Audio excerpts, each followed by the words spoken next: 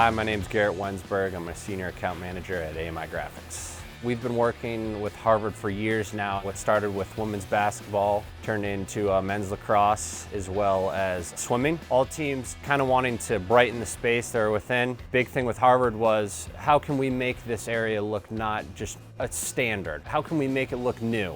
Whether it was turning just a normal hallway with no branding into something that showed some achievements over the years to just photos / collages of the players. We took a look at the overall space and gave them some renderings and some options that made sense to them and enlightened the area with what they had been doing over the last couple of years. We utilized a number of different material types, 3D acrylics painted to match the school's branded colors, silicone edge graphics, not just your walk into a hallway and you see something that you've seen before. It pops, it makes you stop, take a look at the wall and really appreciate the branding. What I've noticed about working with universities is they want a quality project, but they don't want to wait a year for it. Hence, before students come back, big thing we pride ourselves in is quality work within a realistic time frame.